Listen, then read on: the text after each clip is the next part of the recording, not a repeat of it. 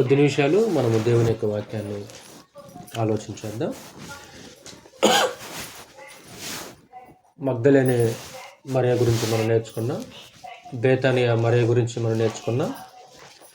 మరియ సహోదరి అయిన మార్తా గురించి కూడా మనం నేర్చుకున్నాం.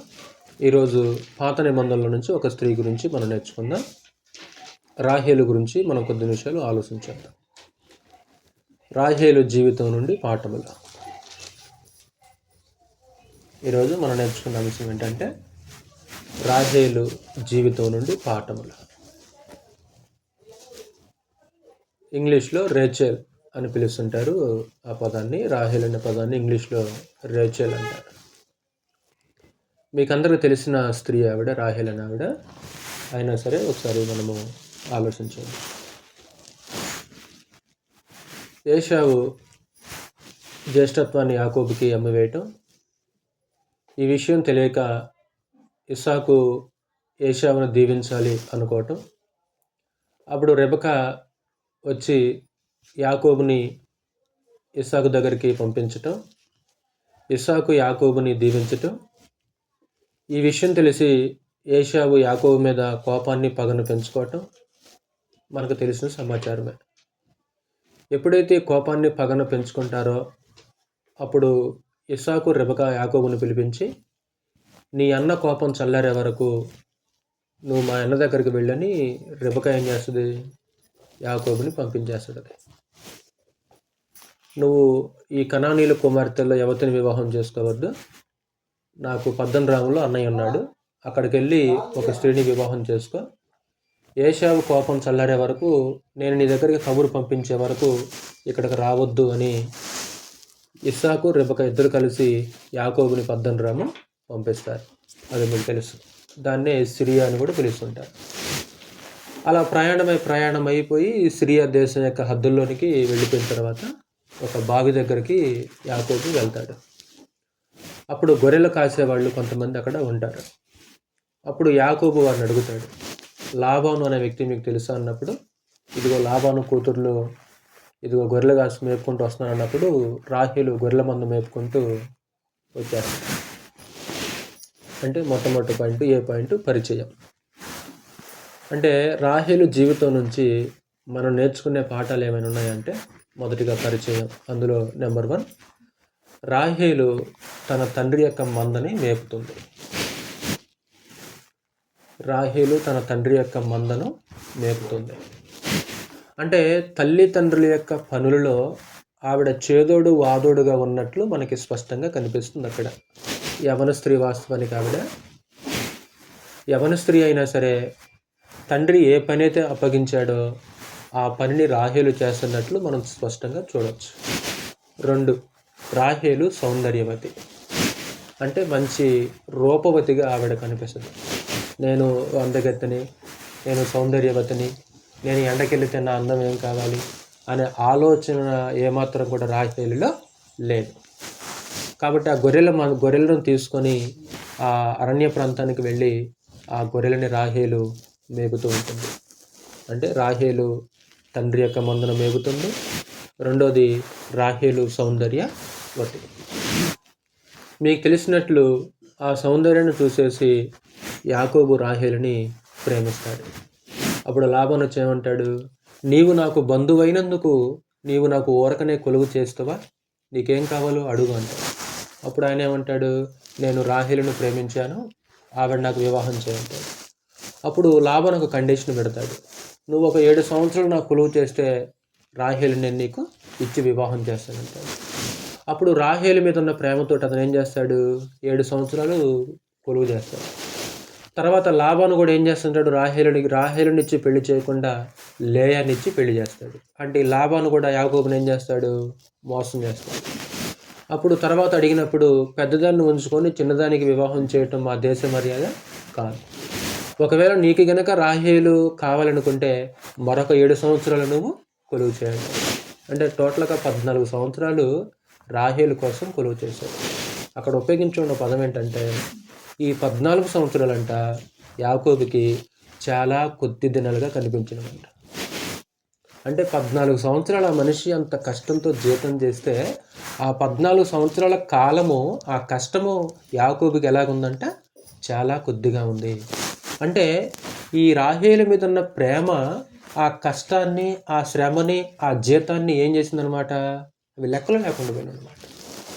అంటే చూడండి, ఒక గొప్ప పాయింట్ మనకు అక్కడ కనిపిస్తుంది. ఒకసారి చదువుదాం ఆ మాట. ఆదికాండము 29వ అధ్యాయం. ఆదికాండము 29వ అధ్యాయము 15వ వచనం నుంచి నేను చదువుతుంటాను. లాబాను, నీవు నా బంధువుడు అయినందుకు నా ఊరకయ్యే నాకు కొలువు చేసేదవా? నీకేమి జీతము కావాలనో చెప్పుమని యాకోబుని అడిగాను. లాబానుకి 2 కుమార్తెలుండిరి. వారిలో పెద్దదాని పేరు లేయా, చిన్నదాని పేరు రాహేలు. లేయా జబ్బు కండ్లు గలది, రాహేలు రూపవతియు సుందరియునై ఉండెను. యాకోబు రాహేలును ప్రేమించి, నీ చిన్న కుమార్తె అయిన రాహేలు కోసము నీకు 7 సంవత్సరములు కొలువు చేసేదనెను. అందుకు లాబాను, ఆమెను అన్యునికిచ్చుట కంటే నీకిచ్చుట మేలు, నా యొద్ద ఉండుమని చెప్పగా యాకోబు రాహేలు కోసము 7 సంవత్సరములు కొలువు చేసెను. అయినను అతడు ఆమెను ప్రేమించుట వలన అవి అతనికి కొద్ది దినములుగా తోచెను. అంటే అవి ప్రేమించటం వలన ఆ దినాలు ఎలా ఉన్నాయంటే ఆయనకి కొద్ది దినాలుగా తోచింది. అంటే ప్రేమతోటి, ఇష్టంతో చేస్తే ఎంత కష్టమైన ఏం చేస్తాం, మనం భరిస్తాం. ఒకవేళ ప్రేమ లేదు, ఇష్టం లేదు, చిన్న పని కూడా ఎలా ఉంటుంది మనకి, చిన్న పని కూడా చాలా భారంగా ఉంటుంది అన్నమాట.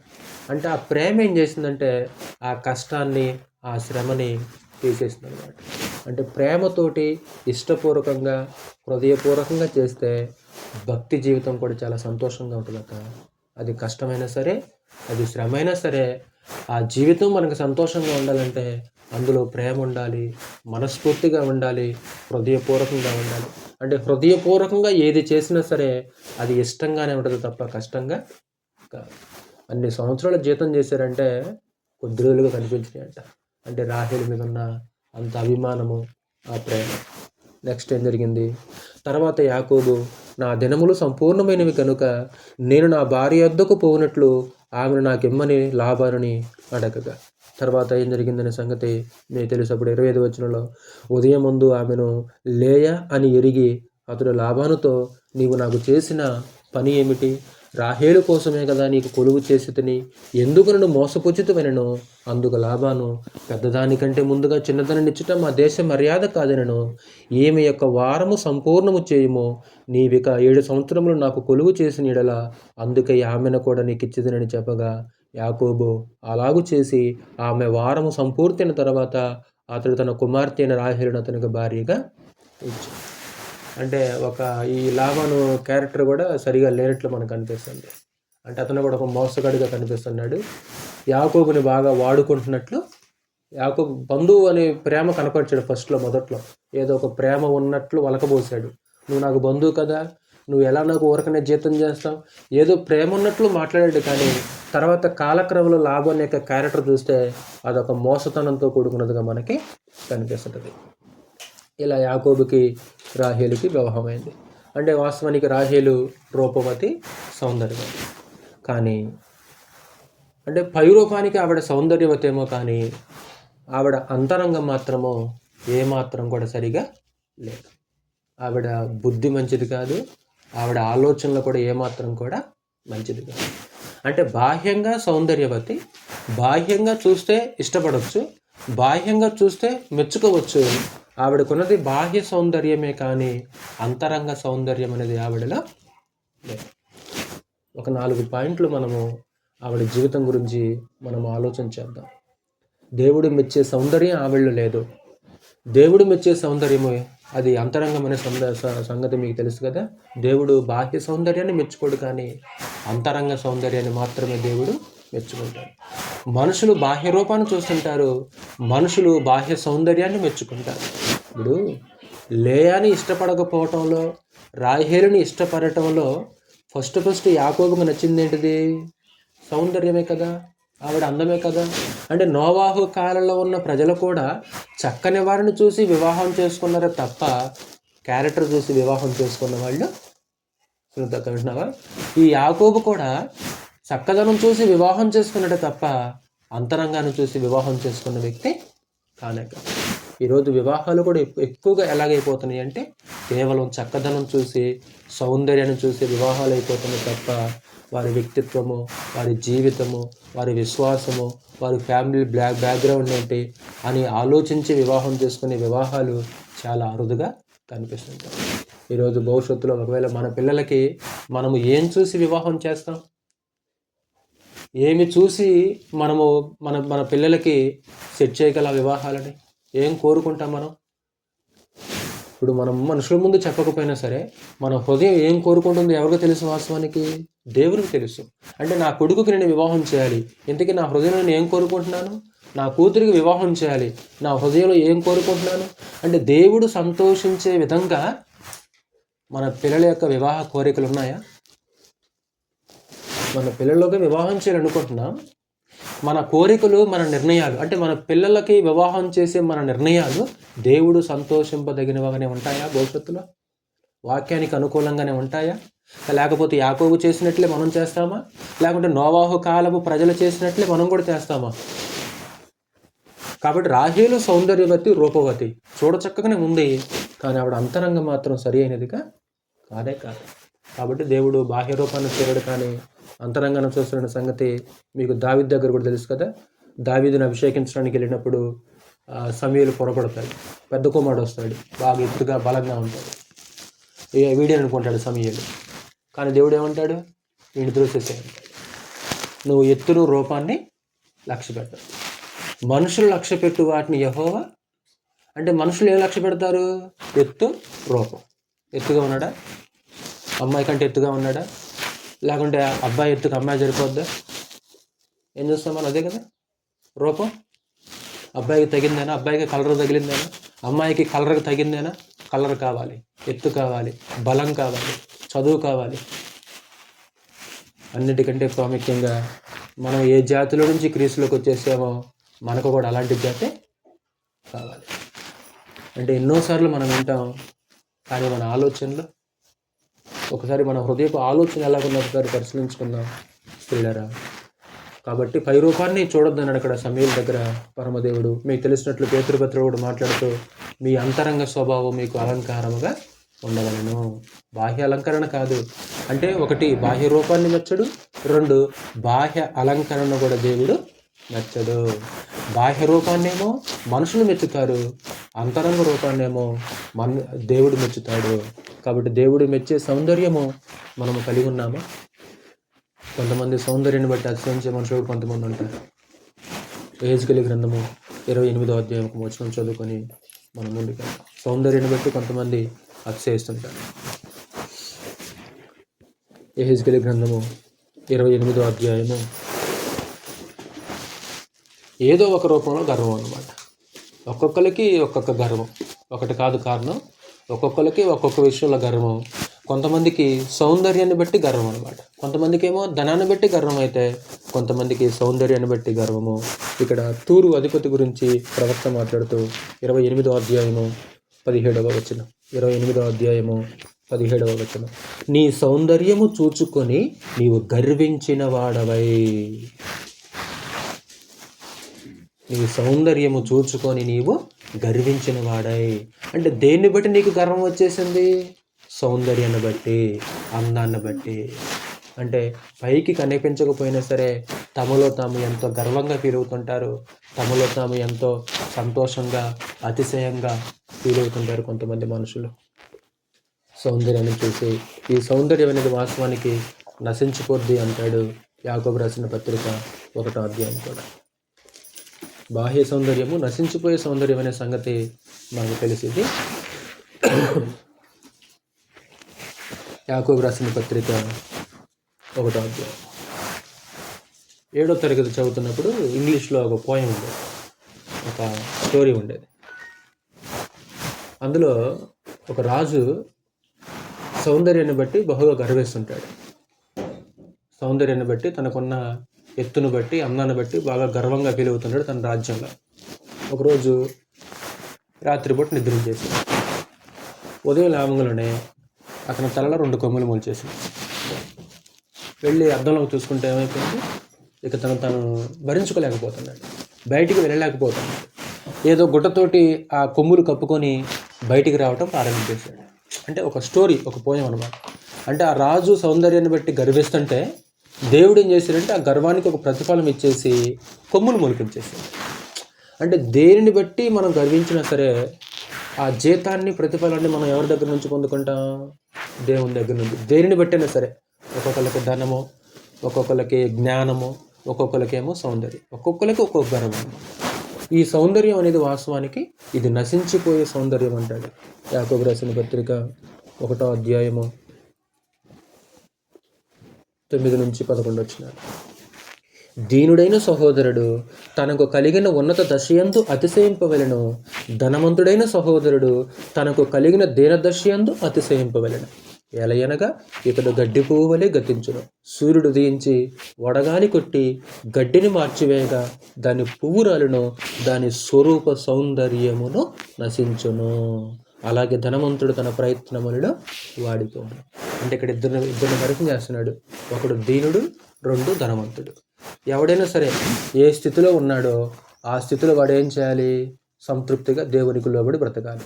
ఒకవేళ గర్వించాడు అనుకో, ఉదయం పూట పువ్వు ఎలా ఉంటుంది అనమాట? చాలా అందంగా ఉంటుంది. సాయంత్రానికి ఏమైపోద్ది అనమాట? దాని సౌందర్యం అంతా నశించిపోద్ది. మనిషి జీవితం కూడా ఎలాగుంది? ఆ పువ్వులాగానే ఉంది.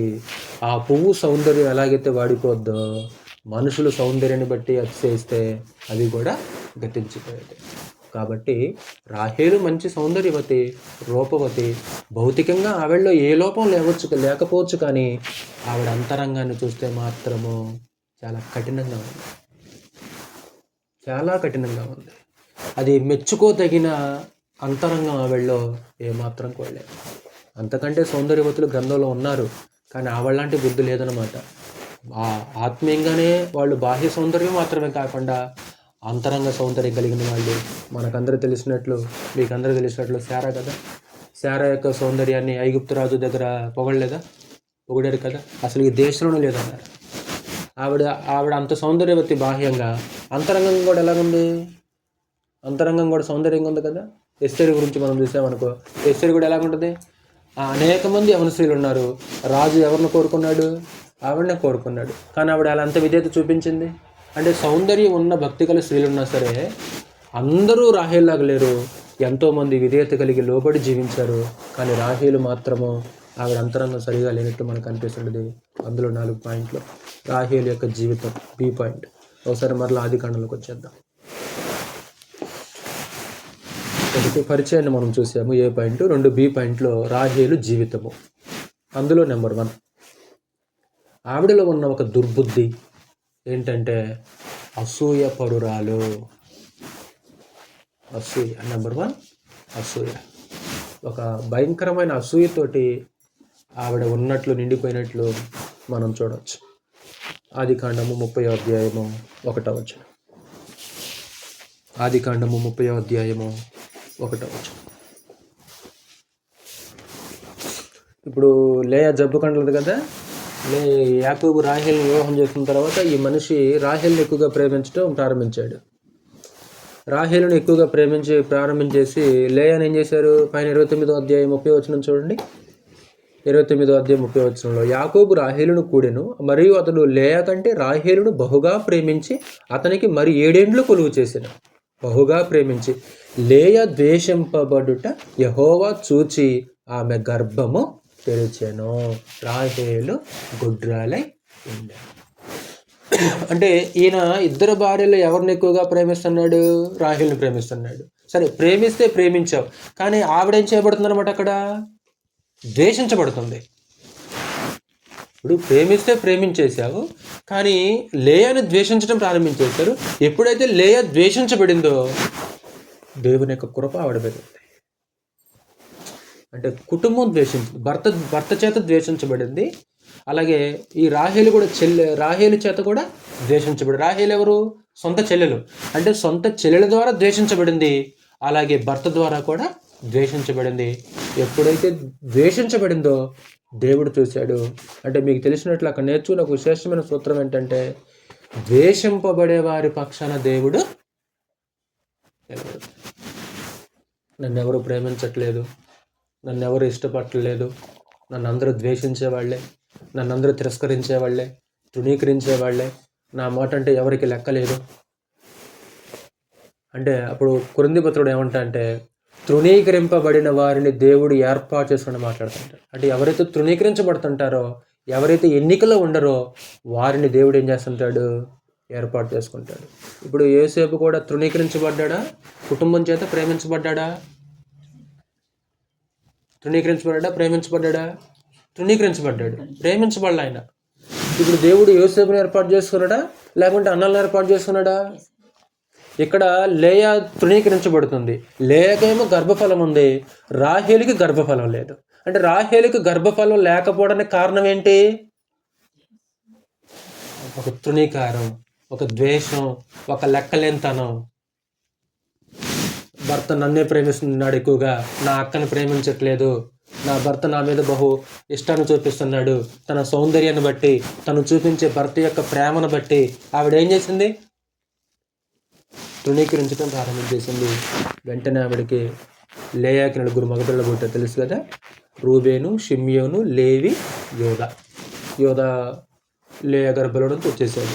నెక్స్ట్ 30:1 రాహేలు తాను యాకోబునకు పిల్లలు కనకపోవట చూచి తన అక్క యందు అసూయపడి.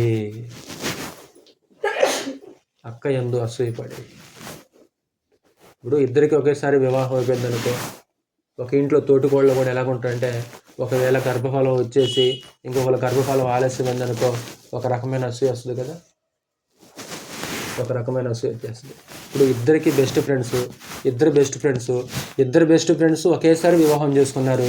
ఒకడికేమో గర్భఫలం వెంటనే అందింది, ఇంకొకడికేమో గర్భఫలం సంవత్సరం రాలేదు. ఇప్పుడు నిజంగా ఆ ఫ్రెండ్తో హృదయపూర్వకంగా సంతోషంగా ఉంటాడా? సంతోషించే వారితో సంతోషించడంట కదా, సంతోషించే వారితో సంతోషించండి. మరి బెస్ట్ ఫ్రెండ్స్ ఇద్దరికి ఒకేసారి వివాహం అయిపోయింది, అది ఒక అతనికి గర్భఫలం వచ్చింది, ఇంకొక అతనికి రాలేదు. నిజంగా ఆ సంతోషిస్తుంటే హృదయపూర్వకంగా సంతోషంలో పాల్గొనగలడా? ఇంటర్నల్గా కొంచెం ఏదో ఎలాగైనా ఒక మనసులో ఒక ఇంటర్నల్గా కొంచెం అంటే ఎక్కువ ఉండకపోయినా సరే ఏదో కొంచెం ఒక మూలన దాగుంటుంది అన్నమాట. ఎప్పుడైతే లేయా పిల్లల కన్నదో ఈ రాహేలు అసూయ పట్టడం ప్రారంభించేసింది. అంటే పైకేమో రూపవతి, లోపలేమో అసూయ బుద్ధి. అంటే ఎవరిని చూసి? సొంత అక్కను చూసే అసూయ పడిపోతుంది అనమాట. మీకు తెలిసినట్లు సౌలు దావీదుని చూసి సౌలు కూడా ఏమైపోయాడు? అసూయ పడలేదా సౌలుని చూసి? ఇప్పుడు తన ప్రాణాలకి వడ్డీ గొల్యాతు నుంచి రక్షించాడు. గొల్యాతు నుంచి రక్షించినప్పుడు ఘనతంతా దావీదుకు వెళ్ళిపోతుంది. ఘనతంతా దావీదుకు వెళ్ళిపోతున్నప్పుడు ఇతనికి వెంటనే ఒక విషపు చూపు, అసూయ అనేది ప్రారంభమైంది. తన ప్రాణాలకు వడ్డీ ఇశ్రాయేలును రక్షించాడు అనే ఒక ఆలోచన సౌలులో ఏమాత్రం కూడా లేదు. అసూయ అనేది వాస్తవానికి అది బుద్ధి లేనితనం అంటాడు. ఒకసారి యోబు గ్రంథం 5వ అధ్యాయం చూడండి ఒకసారి. బుద్ధి లేని వారు అసూయ వలన చచ్చెదరు అని మాట్లాడుతుంటారు. యోబు గ్రంథం 5వ అధ్యాయము 2వ వచనం. దౌర్భాగ్యమును గూర్చి ఏడ్చుట వలన మూఢులు నశించెదరు, బుద్ధి లేని వారు అసూయ వలన చచ్చెదరు. బుద్ధి లేనివారు అంటే ఒక బుద్ధి, ఒక వివేచన బుద్ధి, ఒక ఆత్మ సంబంధమైన బుద్ధి, ఒక ఆత్మ సంబంధమైన జ్ఞానం ఉంటే అసూయ అనేది మనలో ఉంటుందమ్మా? బుద్ధి లేని వాళ్ళలోనే అసూయ ఉంటుంది. అంటే ఎవరిని చూసి కూడా మనము అసూయ పడకూడదు. ఎవరిని చూసి, దేనిని చూసి మన మనసులో ఏమాత్రం కూడా అసూయ పడకూడదు. ఇప్పుడు ఫిలిస్తీ దేశంలో కూడా ఇస్సాకు కాపురం ఉన్నాడు. ఆ సంవత్సరం పంటేసి 100 ఫలం పొందాడు. ఫిలిస్తీన్లు ఇస్సాకు మీద అసూయపడ్డారా, ప్రేమగా ఉన్నారా? అంటే వాళ్ళకంటే వీళ్ళకి ఎక్కువ పంట పండింది. ఇప్పుడు రైతులు పక్కనే ఉంటారు. పక్క వాళ్ళ పొలం బాగా పండింది అనుకో, ఈయన పొలం బాగా పండలేదనుకో, అసూయేనా? అంటే చిన్న చిన్న విషయాల్లో కూడా ఈరోజు ఎదుటి వాళ్ళ మీద ఒక అసూయ, ఒక ఈర్ష్య, ఒక వారవలేనితనం. ఇది దేహానికి కూడా మంచిది కాదంట. దీన్ని ఎందుకు ఏమన్నాడంటే మత్సరము ఎముకలకు కుళ్ళు అన్నాడు సామెతల గ్రంథంలో. మత్సరం ఎముకలకి కుళ్ళు అంటే తెలియకుండా ఒక స్లో పాయిజన్ అనమాట.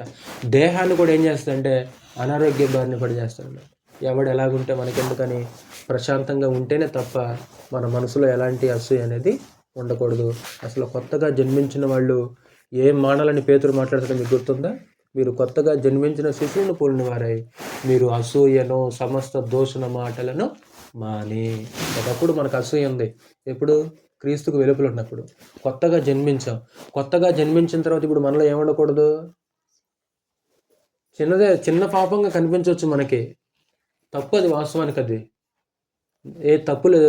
అసూయ అనేది తప్పు లేదంటే ఛాన్స్ లేదు. అంటే అసూయ పట్టం అనేది లేఖనానుసారంగా తప్పు, లేఖనానికి వ్యతిరేకమైనది. ఎప్పుడైతే మనం అసూయ పడతామో మన వాక్యానికి వ్యతిరేకంగా నడుచుకుంటున్నట్లే. ఎందుకంటే కొత్తగా జన్మించిన వాళ్ళు అసూయను మానుకోవాలి. కొత్తగా జన్మించిన శిశువులు మానుకోవాలి. మనం కొత్తగా జన్మించిన శిశువులు నెల అయింది బాప్తిసం ఉంది, 6 నెలలు అవుతుందా? ఎంతకాలం అయింది కొత్తగా జన్మించి? ఇప్పుడు ఎన్నో సంవత్సరాలు ఎందుకు కొత్తగా జన్మించి. అప్పుడు టోటల్గా మనలో ఉన్న అసూయ ఏమైపోవాలి? చచ్చిపోవాలి, పూర్ణంగా చచ్చిపోవాలన్నమాట. అది సమాధి కావాలి. అసలు ఎప్పుడో సమాధి కావాలి. కొత్తగా జన్మించిన వాళ్ళే మానుకోమంటే మనం కొత్తగా జన్మించి ఎంతకాలం అయిపోయింది? ఒకవేళ రాహేల్లాగా మనం కూడా అసూయ పడుతున్నామా? సొంత అక్క మీదనే అసూయ పడింది ఆవిడ. ఎందుకు? ఆవిడకి పిల్లలు పుట్టారు, నాకు పిల్లలు పుట్టల. మరి మీ భర్త నిన్ను ఎక్కువగా ప్రేమిస్తున్నాడు కదా. మరి ఇప్పుడు రాహేలుకు దక్కే ప్రేమ లేక దక్కుతుందా? దక్కట్లా. మరి దాని గురించి అంటే తన గురించి ఆలోచించుకుంటుంది చూడు ఆవిడ. అంటే ఎంత స్వార్థంతో ఆలోచిస్తుందా? ఇప్పుడు నాకు దక్కే ప్రేమ నా అక్కకు దక్కట్లా అని ఆలోచన ఇవ్వడం లేదు. ఆయన ఎక్కువగా ప్రేమిస్తున్నాడు కాబట్టి ఇప్పుడు ఇంకా పొంగిపోతుంది. దేవుడు చూస్తున్నాడు అక్కడ. ఆయన ఏం చేశాడు? లేయ పక్షాన ఉన్నాడు, ఏమైనా గర్భాన్ని మూసేసేసాడు. అంటే ఒక అసూయతో నిండిపోయింది. నెంబర్ 2, దేవుని మీద ఆధారపడాలి. ఆదికాండంలో. నెంబర్ 2, దేవుని మీద ఆధారపడాలి. దేవుని మీద ఆధారపడకుండా సొంత ప్రయత్నాలు చేసింది. ఇప్పుడు గర్భఫలం కోసం భర్త దగ్గరికి వాదించేస్తుంది. చూడు ఒకసారి మరలా 30వ అధ్యాయము, ఆదికాండం 30వ అధ్యాయము 1-2 వచనాలు. రాహేలు తాను యాకోబునకు పిల్లలు కనకపోవుట చూచి తన అక్కయందు అసూయపడి యాకోబుతో, నాకు గర్భఫలము నిమ్ము, లేని ఎడల నేను చచ్చెదనెను. ఇస్తావా తెస్తావా? నువ్వు తెస్తావా నేను చందామంటావా? నువ్వు తెస్తావా లేకుండా నన్ను చదవమంటావా? నాకు ఇస్తావా ఇవ్వవా? చేస్తావా చేయవా? ఒకవేళ ఇలాంటి పంతం ఏమన్నా కుటుంబాల్లో ఉందా? ఒకసారి గర్భఫలం దగ్గర కాదు, ఏదైనా వస్తువుల దగ్గర, లేకుంటే ఇంకేదైనా దగ్గర నువ్వు చేస్తావా చేయవా నేను అనుకున్నది, నువ్వు ఇస్తావా ఇవ్వవా, లేకుంటే చేస్తావా?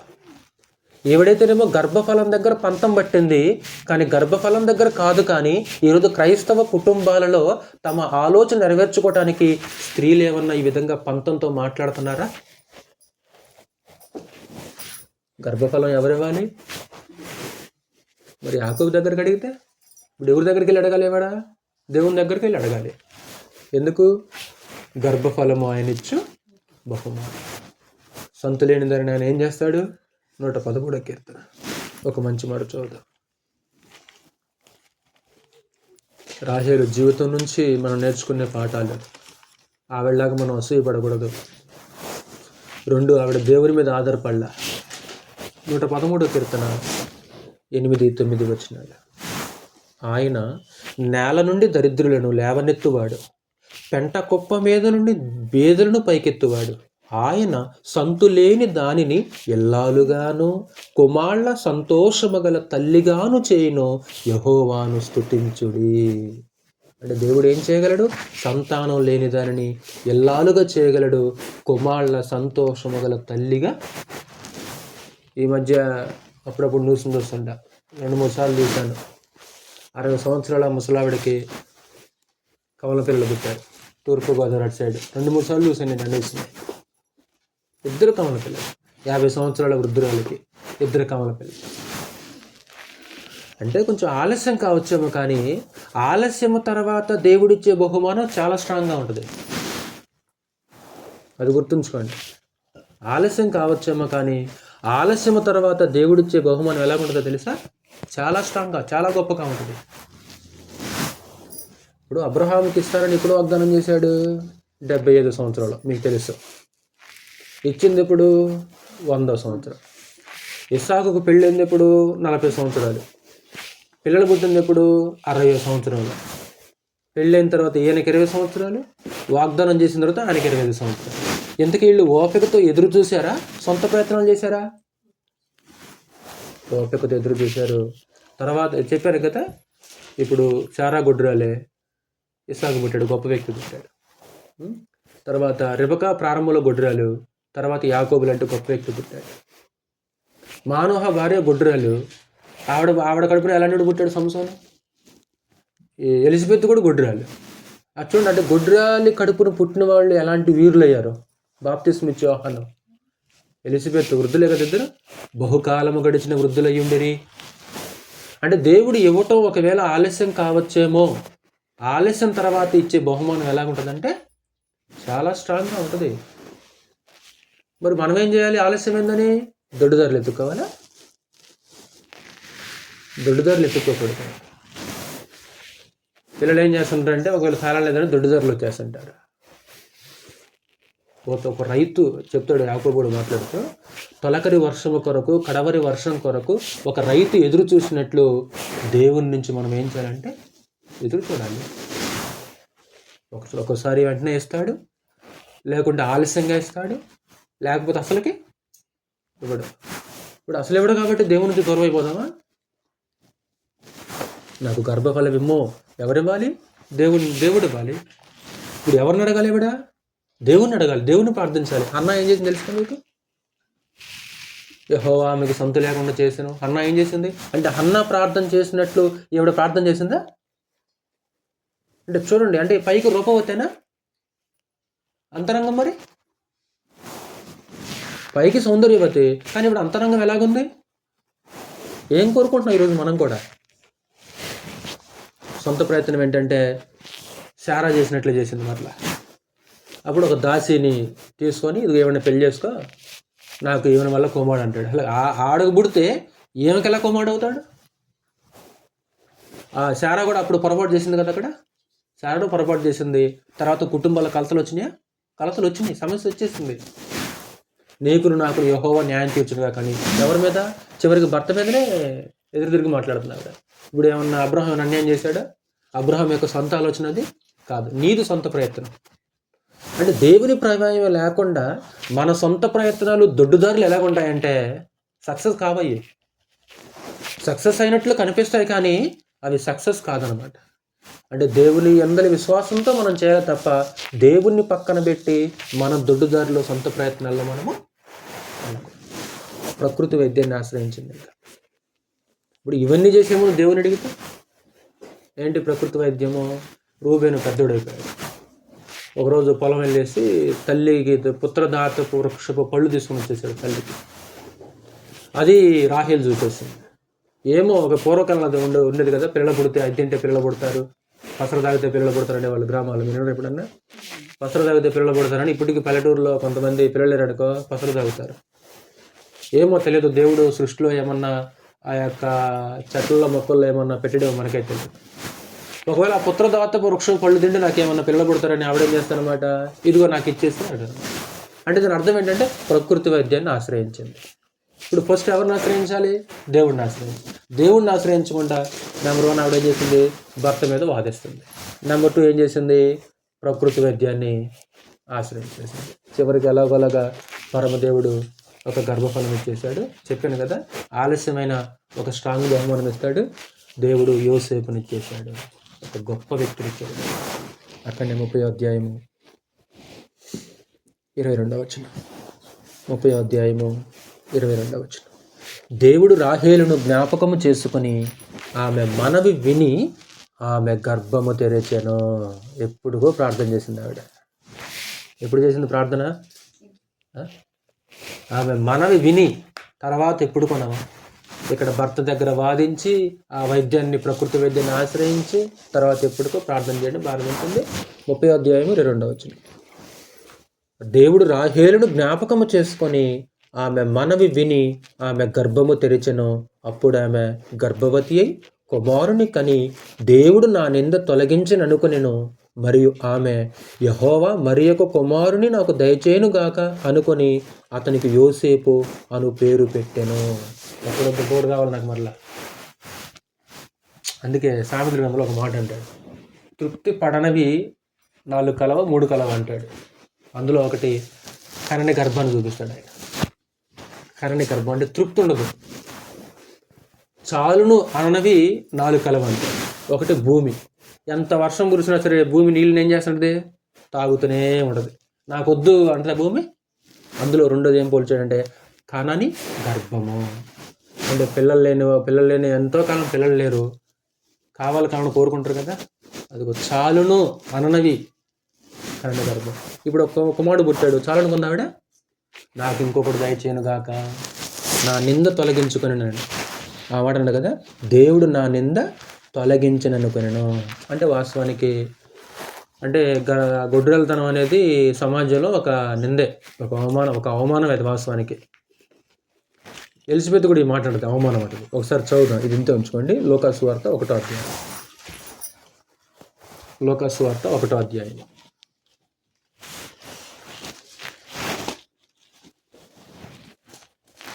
ఏమో కూడా చాలా కాలంలో పిల్లలు పడతారు, అవమానమే. కొంతమంది ఎదురొచ్చిన వాళ్ళు ఒప్పుకోరు, కొత్తగా పెళ్ళిళ్ళే ఇళ్ళలో కూడా వాళ్ళని వెంటనే తీసుకొని పోరు, ఒక అవమానం. దేవుడు తొలగించే అవమానాన్ని అది మాట్లాడుతున్నాడు. 24 వచ్చిన 1:24. ఆ దినములను పిమ్మట అతని భార్య ఎలిజబెత్ గర్భవతి, మనుషులలో నాకుండిన అవమానమును తీసివేయుటకు నన్ను కటాక్షించిన దినములలో ప్రభు ఇలాగూ చేసిననుకుని 5 నెలల ఇతరుల కంట కనబడకుండెను. మనుషులలో నాకుండిన అవమానమును తీసివేయుటకు, ఒక అవమానం. అంటే దేవుని ఎరగని వాళ్ళు అవమానంగా చూస్తారు. ఇప్పుడు ఎరిగాం, ఇప్పుడు అలాంటి ఆ పిల్లల కన్నా ఆవిడ మన ఇంట్లోకి తీసుకుని రాకూడదా, మనకు ఎదురు రాకూడదా, ఆవిడ చేత శుభకార్యాలు చేయించకూడదా? చేసేదంతా ఎవరు? దేవుడు. ఆవిడ పిల్లల కంట పోవడం వల్ల తప్పు ఆవిడదా? శారీరకంగా ఇది లోపం ఉండొచ్చు, సమస్య ఇది కాదు కదా. కొంతమంది అశుభంగా చూస్తారు దాన్ని, అశుభంగా ఒక అవమానంగా చూస్తుంటారు. అప్పుడు రాహేలుకు కుమారుడు కన్న తర్వాత దేవుడు ఆ నింద తొలగించి అని మాట్లాడుతాడు. అలా రోజులు గడిచిపోతున్నాయి. యాకోబు తిరిగి మరలా ఇస్సాకు దగ్గరకు రావాలని ఆలోచనలో ఉంటాడు. సుమారు 20 సంవత్సరాలు పైబడి ఉంటాం అక్కడ. 14 సంవత్సరాలు జీతమే చేశాడు. పెళ్లి కాకముందు ఎన్ని సంవత్సరాలు, సుమారు 20 సంవత్సరాలు ఆ దేశంలో ఉంటాడు. అప్పుడు దేవుడు ప్రత్యక్షమై, ఇదిగో నీ బేతులు నీకు ప్రత్యక్షమైన కదా, తిరిగి మరలా నీ తండ్రి దేశానికి వెళ్ళి ఉంటాడు. అప్పుడు భార్యలని కూర్చోబెట్టి, 2 భార్యలను కూర్చోబెట్టి, పిల్లలను కూర్చోబెట్టి, ఇదిగో దేవుడు నాకు ప్రత్యక్షంగా మాట్లాడినప్పుడు భార్యలు కూడా సమ్మతి తెలుపుతారు, ఓకే నేను ఏదంటే అదంటాను. అప్పుడు తిరిగి ప్రయాణం వెళ్ళిపోతున్నప్పుడు రాహేలు మరొక పొరపాటు చేస్తుంది. ఏంటి ఆ పొరపాటు చెప్పండి? ఆ గృహదేవతలను దొంగిలిస్తుంది. అంటే లాభానికి ఒక విషయం తెలిసింది. ఏంటి ఆ విషయము? యాకోబు నా ఇంట్లో అడుగు పెట్టడం వలన నా ఇల్లు ఆశీర్వదించబడింది. అది యెహోవా దేవుని వలన జరిగిందనే సంగతి లాభానికి కూడా తెలుసు. ఈ లాభానికి ఈ విషయం తెలుసు కూడా యెహోవా దేవుడిని ఆశ్రయించకుండా ఇతను కూడా విగ్రహాలను పూజించడం ప్రారంభించేశాడు. ఇప్పుడు నాకు ఈ ఆశీర్వాదం ఎలా కలిగింది? యాకోబు వల్ల. యాకోబు వల్ల అంటే యాకోబు దేవుడి వల్ల. ఇది యెహోవా వలన కలిగింది. మరి విగ్రహాలను వదిలిపెట్టి ఇప్పుడు యెహోవాని ఏం చేయలేనా? కానీ ఈ మనిషి అలా చేయలే. అంటే గృహదేవతలు ఉన్నాయంటే ఇంకా ఇతను ఏం చేస్తున్నాడు? ఈ దేవతలను పూజించడమే ప్రారంభిస్తున్నారు. చదువుదాం 30వ అధ్యాయం అక్కడనే 27వ వచనం. 30వ అధ్యాయం 27వ వచనం, ఆదికాండం. అందుకు లాబాను అతనితో, నీ కటాక్షము నా మీద ఉన్న ఎడల నా మాట వినుము, నిన్ను బట్టి యెహోవా నన్ను ఆశీర్వదించినని శకునము చూసి తెలుసుకుంటానని చెప్పాను. అంటే నిన్ను బట్టి యెహోవా ఏం చేశాడు? నన్ను ఆశీర్వదించాడు. అంటే విగ్రహాలు ఒట్టివి, యెహోవా దేవుడు అనే సంగతి లాభానికి తెలియాల. కానీ ఈ లాభాన్ని ఏం చేశాడు? ఆశీర్వాదాలు మొత్తం అనుభవించాడు, కానీ యెహోవాయే దేవుడు అనే సంగతి ఆ మనిషి ఇంకా గ్రహించాడు. విగ్రహాలను పూజించడం ప్రారంభించేశాడు. ఈ రాహేలు ఏం చేసిందంటే తిరుగు ప్రయాణంలో తండ్రి ఇంటిలో ఉన్న విగ్రహాలను దొంగిలించడం ప్రారంభించింది. నెంబర్ 3 దొంగిలించినది అని రాసుకోండి. నెంబర్ 3 దొంగిలించినది. చూడండి, 1 అసూయ, 2 దేవుడి మీద ఆధారపడలేదు, 3 దొంగతనం చేసింది. ఎవరింట్లో దొంగతనం చేసింది? చూడండి విచిత్రంగా, ఆవిడ పుట్టినింట్లో దొంగతనం చేసింది. ఆవిడ ఇప్పుడు యాకోబేమో నిజమైన దేవుడిని సేవించేవాడు. మరి యాకోబు ఏమైనా భార్యకి చెప్పలేదా? ఆ విగ్రహాలు ఏమైనా వెండివా, బంగారవా? తెలియదు మనకి. ఇప్పుడు విగ్రహాలు ఒట్టివి అనే సంగతి యాకోబు తెలుసు. మరి యాకోబు భార్యకి చెప్పలేదా? అంటే చెప్పినా ఆవిడ వినలేదా? ఏం జరిగిందో తెలియదు మనకి. చెప్పిండా చెప్పలేదా తెలియదు మనకి. సరే, చెప్పినా ఆవిడ వినే పరిస్థితులు లేదా? ఇప్పుడు ఒకవేళ నిజంగా అది అర్థమైతే ఈ విగ్రహాలు ఒట్టివనే సంగతి తెలిసి ఆ విగ్రహాల జోలి ఆవిడ పోదనమాట. చూడండి, అంటే ఒక దొంగ బుద్ధి ఆవిడ కనిపిస్తుంది. ఒక అసూయ ఉంది, ఒక దొంగ బుద్ధి కనిపించేస్తుంది. అంటే విగ్రహాలని దొంగిలించడం మనం చూడవచ్చు. 19వ వచనం, 31వ అధ్యాయము 19వ వచనం, 18వ వచనం. కనాను దేశమునకు తన తండ్రి అయిన ఇస్సాకు నద్దకు వెళ్ళుటకు తన పశువులన్నిటినీ తాను సంపాదించిన సంపద యావత్తును పద్దనరాములో తాను సంపాదించిన ఆస్తి యావత్తును తీసుకొని పోయాను. లాబాను తన గొర్రెల బొచ్చు కత్తిరించుటకు వెళ్ళియుండగా రాహేలు తన తండ్రి ఇంటనున్న గృహదేవతలను దొంగిలెను. ఎందుకు పుట్టినింట్లో దొంగతనం చేయాల్సిన అవసరం ఏంటి నీకు అసలుకి? పుట్టినింట్లో దొంగతనం, పుట్టినింటి నుంచి మెట్టినింటికి ఇవిడ ఏం తీసుకుని పోతుంది? ఒకరోజు కాలక్రమంలో యెజబేలుదేమో సీదోను దేశము, ఇశ్రాయేలు రాజున ఆహాబు వివాహం చేసుకుంటున్నప్పుడు పుట్టినింటి నుంచి మెట్టినింటికి ఆవిడ ఏం తీసుకొని వచ్చేసింది? ఆవిడ కూడా బయలుదేవతను తీసుకొని వచ్చేసింది, బయలు ప్రవక్తలను తీసుకొని వచ్చేసింది. బయలు ప్రవక్తలు పుట్టినింట్లో నుంచి బయలు ప్రవక్తలని బయలుదేవతను తీసుకుని వచ్చేసింది. ఈవిడేం చేస్తుందంటే పుట్టిన నుంచి మెట్టినీళ్ళకి గృహదేవతలను తీసుకొని పోవటం ప్రారంభించేసింది. ఒక దొంగతనం చేయాల్సిన అవసరం ఏంటి ఈవిడకి? చూడండి, చేతులు కాలిన తర్వాత ఏమనిపిస్తుంది తెలుసా?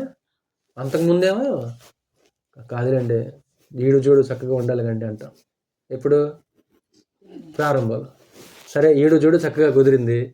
తర్వాత ఏమన్నా పొరపాటు జరిగిందనుకో, నిజమేనండి, అందం కంటే ఏది ముఖ్యమండి? బుద్ధి ముఖ్యమండి. బుద్ధి బాగుంటే ఈ బాధలు వచ్చేవి కాదండి. ప్రారంభంలో మనం అలా అనుకోమన్నమాట. ఈడు చూడు చూడటానికి చక్కగా ఉండాలి సార్. రోడ్డు మీద నడిచి వెళ్ళిపోతున్నప్పుడు చూసేవాళ్ళకి ఎలా ఉండాలి? చక్కగా ఉండాలి కదా. మరి చక్కగా ఉందా ఈవిడ? ఏంటి అలా చూస్తున్నావు?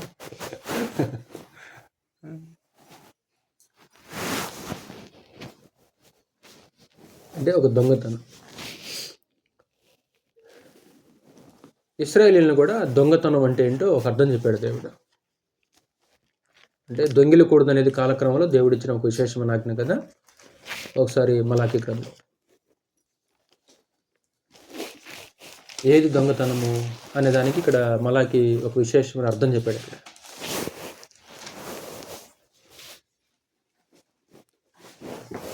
దేవునికి చెందవలసినది తమ దగ్గరే ఉంచుకోవడం దొంగతనం.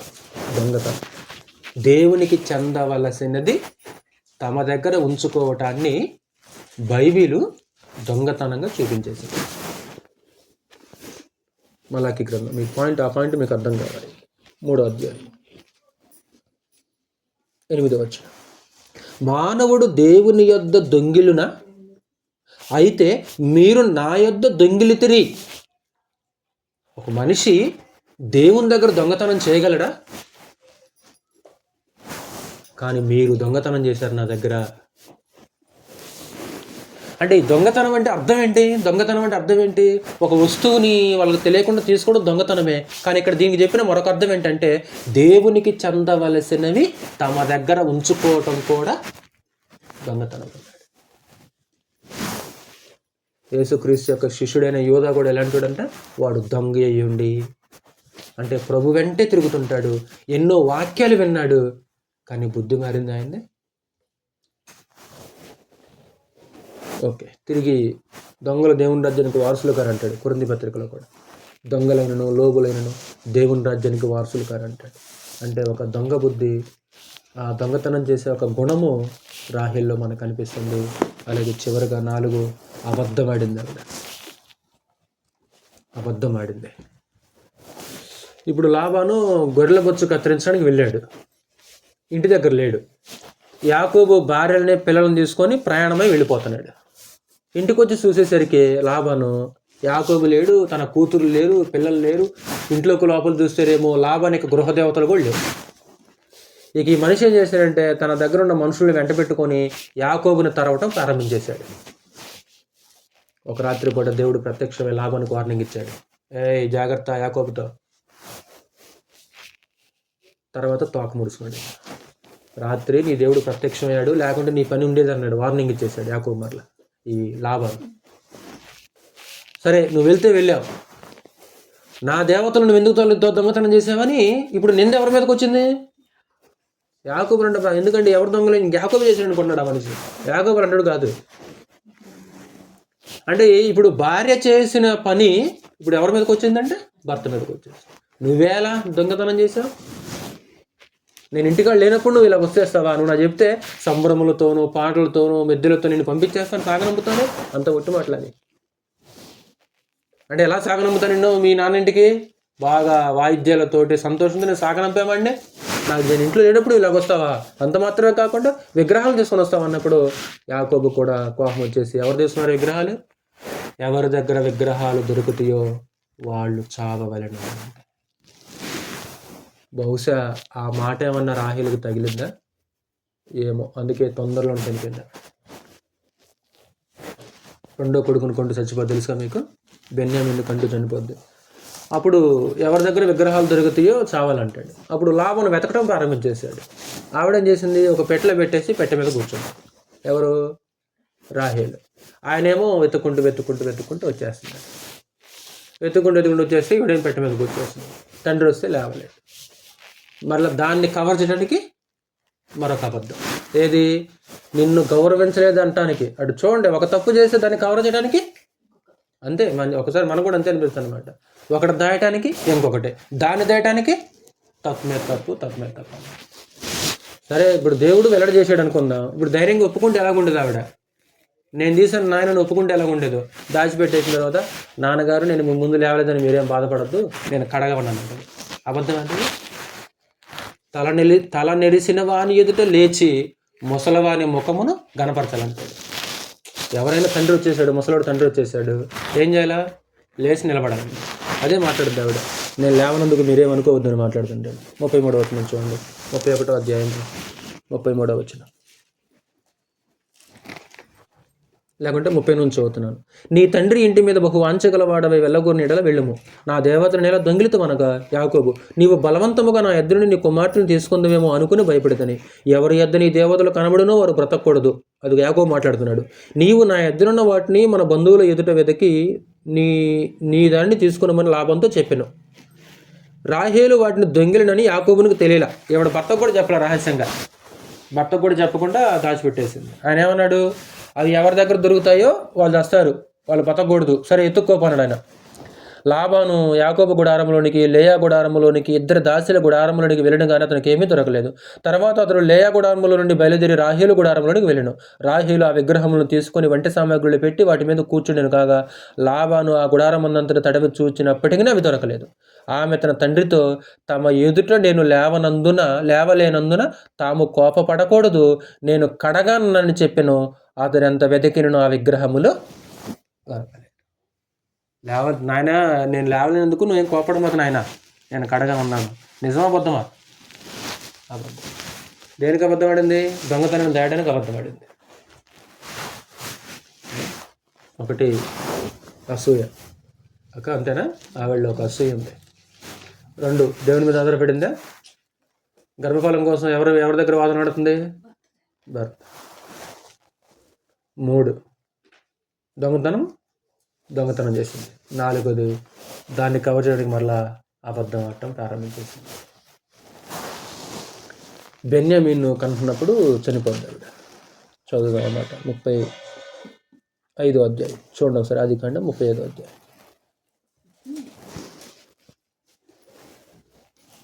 ఆదికాండం 35వ అధ్యాయం 16వ వచనం. వారు బేతేలు నుండి ప్రయాణమైపోయి ఎఫ్రాతాకు వెళ్ళు మార్గంలో మరికొంత దూరమున ఉన్నప్పుడు రాహేలు ప్రసవించుచు ప్రసవ వేదనతో ప్రయాసపడాను. ఆమె ప్రసవము వలన ప్రయాసపడుచున్నప్పుడు మంత్రసాని ఆమెతో, భయపడకము, ఇదియు నీకు కుమారుడగనని చెప్పాను. ఆమె మృతి పొందెను.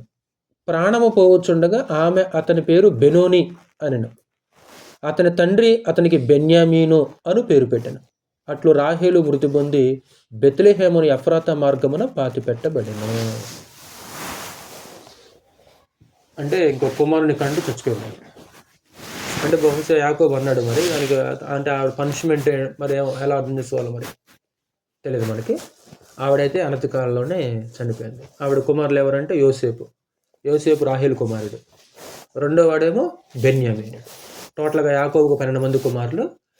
12 మందిలో 11వ వాడు యాకోబు, 12వ వాడు బెన్యామీను. అంటే రాహేలు పిల్లలు వాళ్ళందరికంటే చిన్నోళ్ళు, ఇద్దరు చిన్నోళ్ళు అనమాట. యోసేపు 11వ వాడు, బెన్యామీన్ ఏమో 12వ వాడు. అంటే అబద్ధం ఆడేసింది. అబద్ధమాడు పెదవులు యెహోవాకు, నిజమాడు పెదవులు నిత్యము స్థిరమైండును. అబద్ధమాడు పెదవులు యెహోవాకు హేయము. అతి సులువైంది కదా మనకి. పాపాలన్నిటిలో కూడా, తప్పులన్నిటిలో కూడా మనం ఎక్కువగా చేసే తప్పు ఏదైనా ఉందంటే, ఎక్కువసార్లు చేసే తప్పు ఏదైనా పొరపాటు ఉందంటే అదేంటంటే అబద్ధం. అది దేవునికి ఇష్టమా హేయమా అని ఒక ప్రశ్న వేసామనుకో, అదేంటిదంట, అబద్ధమాడు పెదవులు యెహోవాకు హేయం.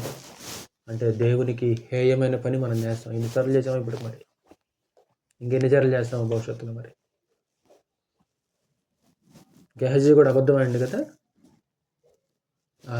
ఎలీషాకు తెలియకుండా నయమాన్ దగ్గరికి వెళ్ళి వస్తువులు తెచ్చి లోపల పెట్టుకొని ఏగరినట్లు వచ్చి నిలబడతాడు. ఎక్కడికి వెళ్ళావు? యాడికి పోలేదు గురువుగారు, ఎక్కడ నిలబడ్డా?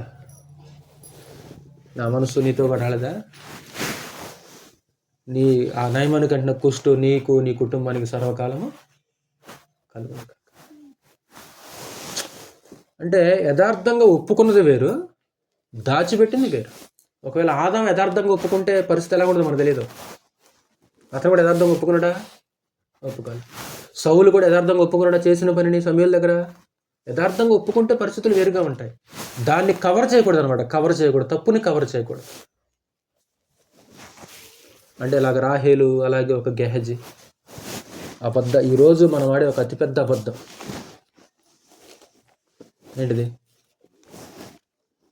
ఈరోజు మనం ఆడే అతిపెద్ద అబద్ధం యోహాను రాసిన మొదటి పత్రిక. అబద్ధానికి బైబిల్ 4 నిర్వచనాలు ఉన్నాయి, విశేషంగా ఉండేవి. అన్నీ చెప్పట్లేదు ఇప్పుడు.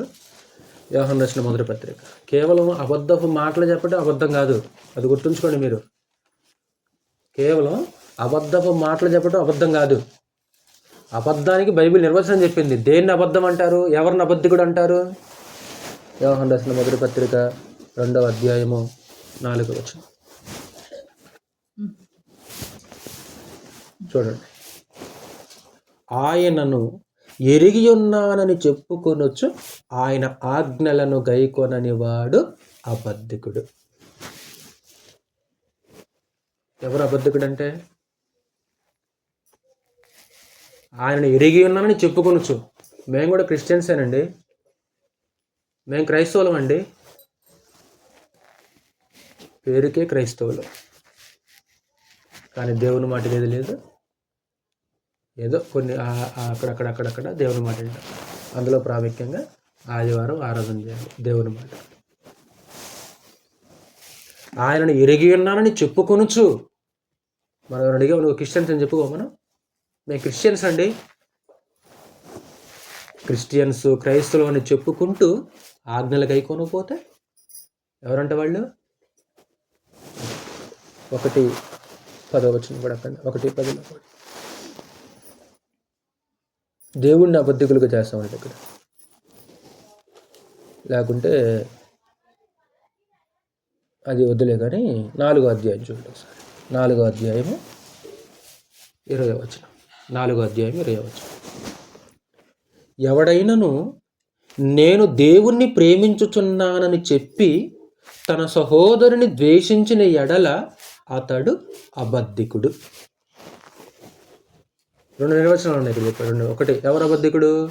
క్రైస్తవం అని చెప్పుకుంటూ ఆజ్ఞలు గైకొనకపోతే మనం కూడా అబద్ధికుల లిస్టులోకి వెళ్తాం. 2, నాకు దేవుడు అంటే భలే ఇష్టం, ఆయన అంటే ప్రేమ అంటూ తోటి వారిని ద్వేషించేవాడు అబద్ధికుడు. అబద్ధికులు దేవుని రాజ్యానికి వారసులు కాదు. కాబట్టి రాహేల్లాగా మనం కూడా అబద్ధం ఆడుతున్నామా? రాహేల్లాగా మనం కూడా అసూయపడుతున్నామా? రాహేల్లాగా మనం కూడా దేవుడి మీద ఆధారపడలేదా? సొంత ప్రయత్నంలో వెళ్ళిపోతున్నామా? సొంత దారులు ఎత్తుకుంటున్నామా? రాహేల్లాగా సొంత ఆలోచనలు, సొంత దారులు, సొంత ఉద్దేశాలు, సొంత దేవుడు లేకుండా సొంత ఆలోచనలు, సొంత దారులు, సొంత ఉద్దేశాలు కష్టం. అది కేవలం కొద్ది కాలం సక్సెస్ అయినట్లు ఉంటాయి అంతే. ఇవి తర్వాత సమస్యలు తప్పు అన్నమాట. కాబట్టి రాహేలు గురించి మనము 4 పాఠాలు మనము నేర్చుకున్నాం. ఒకటి అంటే ఆవిడ తండ్రి మందనం మేపేది ఫస్ట్లో, ప్రారంభంలో. యవనస్తులు అయినా తల్లిదండ్రుల యొక్క మాట విని పనిచేసేది. రూపవతి, సౌందర్యవతిగా మనకు కనిపిస్తుంది. బాహ్య సౌందర్యం ఆవిడలో ఉంది, కానీ అంతరంగా మాత్రం ఆవిడకి సరిగా లేనట్లు మనకి స్పష్టంగా కనిపిస్తుంది. అలాగా అసూయపడింది. 2వది దేవుడి మీద ఆధారపడలేదు. 3 దొంగతనం చేసింది. 4వది అబద్ధం ఆడేది. ఒకసారి చదవండి, ఆ రిఫరెన్స్ తీసి ఆదికాండం 29, 30, 31 చదివితే ఆ స్టోరీ మీకు ఇంకా స్పష్టంగా అర్థమవుతుంటే ప్రార్థన చేసుకుంటాం.